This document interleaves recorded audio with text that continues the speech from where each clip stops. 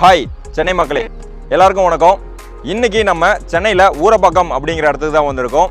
என்னுடைய கஸ்டமருக்கு ஒரு ஹைப்ரிட் சிஸ்டம் மாதிரி ஒரு 3.6 கிலோவாட்டுக்கு ஆன்கிரிட் சிஸ்டமோ 1.2 கிலோவாட்டு ஆஃப் கிரிட் சிஸ்டமோ பண்ணி கொடுத்துருக்கோம். ஸோ நிறைய பேர் எங்ககிட்ட கேட்ட கேள்வி, ஏன் சுரேந்தர் நீங்கள் வந்து ஹைப்ரிட் சிஸ்டம் வந்து சஜஸ்ட் பண்ண மாட்டீங்க அப்படின்ட்டு. ஸோ நான் ஏன் சஜஸ்ட் பண்ண மாட்டேன் அப்படிங்கிறதுக்கு சில ரீசன் நான் இந்த வீடியோவில் கொடுக்க போகிறேன்.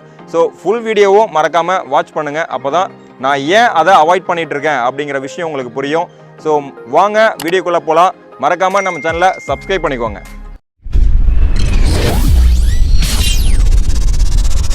ஸோ என்னுடைய கஸ்டமருக்கு ஒரு ஹைப்ரிட் சிஸ்டம் கேட்டிருந்தாங்க. ஸோ நான் அவங்கக்கிட்ட அவங்களுடைய இபி பில்லை செக் பண்ணிவிட்டு அவங்களுடைய லோடையும் நான் செக் பண்ணிவிட்டு அவங்களுக்கு நான் சஜஸ்ட் பண்ணதை இங்கே நான் அவங்ககிட்ட ஷேர் பண்ண போகிறேன். எஸ், ஸோ அவங்களுக்கு வந்து பார்த்திங்கன்னா ஒரு 6,000 rupees இபி பில் வருது. அது இல்லாமல் அவங்களுக்கு அடிக்கடி இபி பவர் கட் ஆகும்போது அவங்களுடைய ஒர்க்கு பாதிக்கிறதுனால அவங்க ஒரு ஆஃப் கிரிட் சிஸ்டமும் கேட்டிருந்தாங்க. ஸோ அவங்க ஹைப்ரிட் சிஸ்டமாக கேட்கும்போது நான் அவங்களுக்கு ரெக்கமெண்ட் பண்ணது, சார் நீங்கள் வந்து 3.6 கிலோவாட்டு ஆன் கிரிட் சிஸ்டம் போட்டுக்கோங்க, ப்ளஸ் நீங்கள் வந்து ஒரு 1 கிலோவாட்டு ஆஃப் கிரிட் சிஸ்டம் போட்டுக்கோங்க. ஸோ இது உங்களுக்கு பேலன்ஸ் பண்ணிக்கும். உங்களுடைய இபி பில்லும் 0 ஆகும், உங்களுடைய பவர் கட் இஷ்யூவும் வந்து உங்களுக்கு ஷார்ட் அவுட் ஆகிடும் அப்படிங்கிற மாதிரி ரெக்கமெண்ட் பண்ணியிருந்தோம்.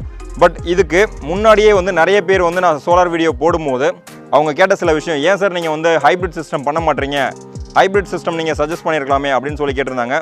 சில சேஃப்டி ரீசனுக்காகவும் சில அட்வான்ஸ் ரீசனுக்காகவும் தான் நான் வந்து இதை இவ்வளோ நாள் நான் அவாய்ட் பண்ணிகிட்டு இருக்கேன்.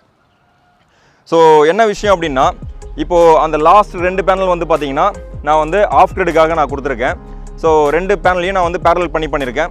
பேலன்ஸ் இருக்கிற 6 பேனலையும் நான் வந்து ஆன் கிரிட்டில் கனெக்ட் பண்ணியிருக்கேன். ஸோ இப்போது ஏன் வந்து நான் ஹைப்ரிட் சிஸ்டம் நான் சஜஸ்ட் பண்ணல அப்படின்னா 2-3 விஷயம் நான் வந்து சொல்கிறேன், நோட் பண்ணிக்கோங்க. ஒன்று வந்து பார்த்திங்கன்னா சேஃப்டி ரீசன். அதாவது இப்போது ஆஃப் கிரிட் அப்படிங்கிறது வந்து பார்த்திங்கன்னா யூசர் கண்ட்ரோலில் இருக்கும்.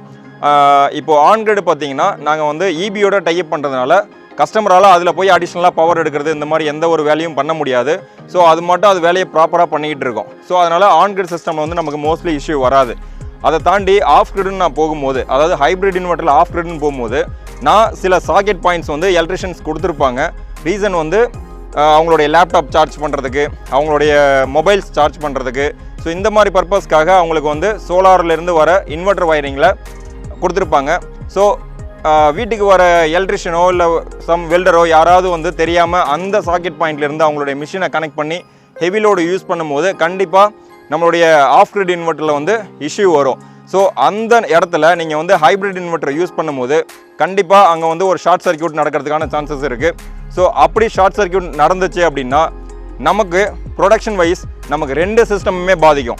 ஆன் கிரிட் சிஸ்டமும் ஒர்க் ஆகாது, ஆஃப் கிரிட் சிஸ்டமும் ஒர்க் ஆகாது.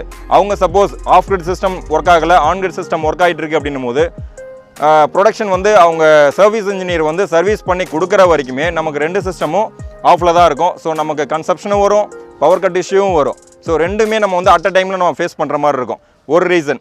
ரெண்டாவது, காஸ்ட் வைஸ் பார்க்கும்போது இது வந்து அதாவது ஹைப்ரிட் ஆன் கிரிட் சிஸ்டம் தனியாகவும் ஆஃப் கிரிட் சிஸ்டம் தனியாகவும் நான் பண்ணும்போது எனக்கு காஸ்ட் வைஸ் கொஞ்சம் கம்மியாக இருக்குது.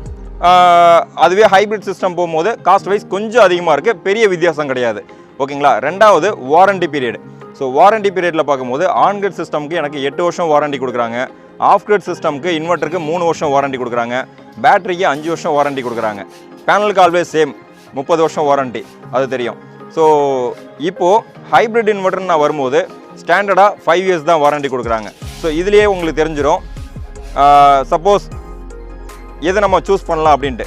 ஃபைனலாக மூணாவது ரீசன் என்ன அப்படின்னா, இப்போ உங்களுக்கு வந்து ஆன் கிரிட் சிஸ்டம் அது பக்கம் ஒரு பக்கம் ரன் ஆகிட்டே இருக்க போது ஆஃப் கிரிட் சிஸ்டமில் பை மிஸ்டேக் ஏதாவது ஒரு ஷார்ட் சர்க்யூட் நடந்துருச்சு அப்படின்னா அந்த ஆஃப் கிரிட் சிஸ்டம் மட்டும்தான் உங்களுக்கு பாதிக்கும். ஆன் கிரிட் சிஸ்டம் அதனுடைய வேலையை பண்ணிக்கிட்டே இருக்கும். அதனால் உங்களுடைய இபி கன்சப்ஷன் 100% நம்மளால் குறைக்க முடியும். ஸோ இந்த மாதிரி சில ரீசனுக்காக மட்டும்தான் நான் வந்து ஹைப்ரிட் சிஸ்டம் என்னுடைய கஸ்டமருக்கு நான் ரெக்கமெண்ட் பண்ணுறதில்ல. ஸோ இந்த மாதிரி உங்கள் வீட்டுக்கும் ஒரு ஆஃப் கிரிட் சிஸ்டமோ ஒரு ஆன் கிரிட் சிஸ்டமோ இன்ஸ்டால் பண்ணணும் அப்படின்னா இங்கே டிஸ்பிளேல தெரிய நம்பரை கான்டாக்ட் பண்ணுங்கள். நாங்கள் உங்கள் வீட்டுக்கு சோலார் சிஸ்டம் இன்ஸ்டால் பண்ணி தருவோம். So thank you. பை.